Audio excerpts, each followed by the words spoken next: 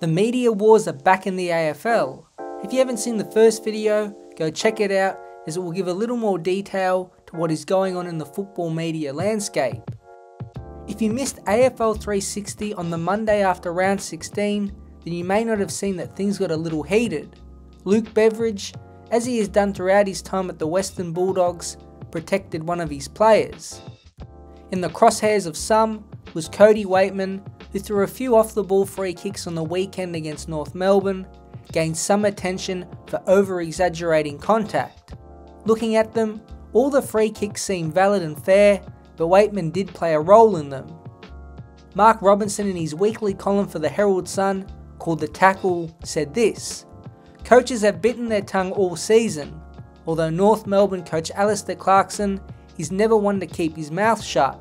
He was perturbed, as most football watchers were, when Cody Weightman acted more like a trapeze artist than a footballer on Sunday. Weightman earns respect for his ability, but not for his theatrics." My 2 cents is that was pretty harsh on Weightman, who has dramatically improved his flopping and ducking for free kicks, best seen in the 2021 elimination final against Essendon. Beveridge began his defence with acknowledging Weightman's courage after playing multiple times this year with a dislocated elbow, and said the people criticising him needed to self-assess where they stood. Enter Robbo and the mini-verbal stoush. However the day is long. Do you think people are questioning his courage? I don't think they're there. No one's questioning his courage. He's a fantastic player. What are you seeing in the examples? By the example when Archer put his hand up and he stuck his sort of head under the arm, I thought that was an old forward pocket. So like the one off the ball? Yeah. He's grabbed him around the head off the ball. At the back of the... Yeah. So it's a blatant off the ball incident and it's not a free kick? Oh, I don't know if it was blatant. But anyway, So are you condoning 80 metres or however far away from the play it is, that players can do that? Is that what you're saying? So what has Cody done there? Geez, a lot of that contact. That anyone else wouldn't have done. At this stage, it was clear Beveridge was up for it, and for the overall stability of the show, Robinson clearly tried to divert by saying they saw things differently. It didn't really work. Try to get out of a headlock. Oh, and yet he's being criticised for it. I wouldn't have thought. Anyway, look at it differently. Are you serious? I wouldn't have thought it was a headlock. What has he done wrong there? He's been grabbed around the neck. So what's happened is there's been a journo bait. But some of the names that Cody's been called by journalists, I mean, have some respect for the kid. You know, it's... Seriously, what? No, I'm not aware. What? No. You're not reading other material. You're only paying attention to what you wrote. There's a lot of stuff to read these days. Well, I'll leave that to you to go and read the other stuff. I will. I'll hunt that down. Robinson said he wasn't aware of the name calling. It was a bit ironic, since he himself called Weightman a trapeze artist only a day before. But what Beveridge was referring to in the other material was a colleague of Robinson's at Fox Footy and the Herald Sun, John Ralph. In his 18 points detailing why North Melbourne are on the right track, he took a segue to swipe the Bulldogs forward. In the Jackson Archer point, the player who played on Weightman, he said, "As a side note, when will Luke Beveridge take his opponent Cody Weightman aside to tell him the theatrics and the milking free kicks are a stain on his reputation? He might kick goals from them, but it will backfire in the end for one of footy's most talented small forwards who doesn't need the fakery to thrive." Clearly this upset Beveridge more than what Robbo was saying, and stuck with him all day. He couldn't wait to defend his player, which he did on AFL 360. John Ralph responded on the midweek tackle a day after, and said he stood by his criticism on Weightman. I'm not so sure Beveridge will be venturing back to the AFL 360 studio anytime soon. On Wednesday night, Robinson addressed the confrontation, and I must admit, it was well done by him.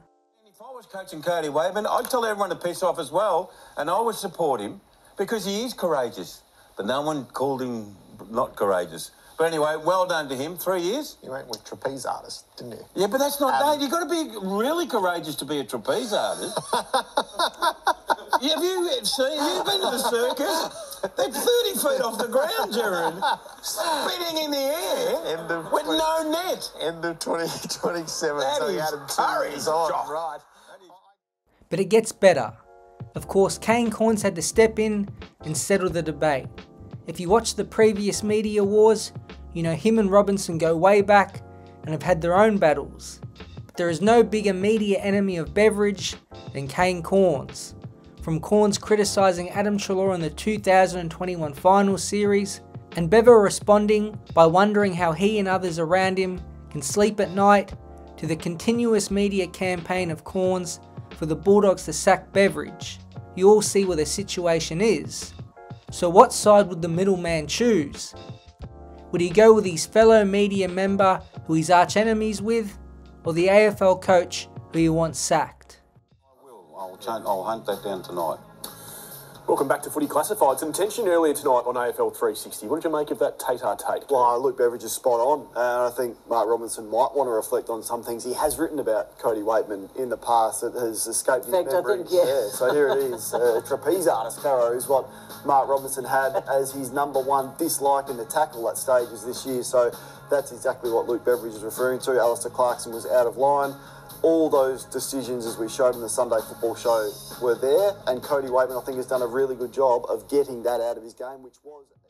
Unbelievable. If there were betting odds, you would have backed in Cornes to support Robbo. Maybe he's mending his relationship with Beveridge slowly but surely. At the same time, you can tell he was waiting to flick Robbo on the way through. It won't be the last time the two media rivals are in the middle of something. The other more serious media catastrophe is with the AFL themselves. It was reported by Caroline Wilson that Laura Kane, the AFL's GM of football, who had regular appearances on AFL.com in which she would often explain umpire decisions, would likely stop. In their minds, it was to stop so much of the focus on umpires when the AFL play itself has been fantastic, but it just keeps getting better.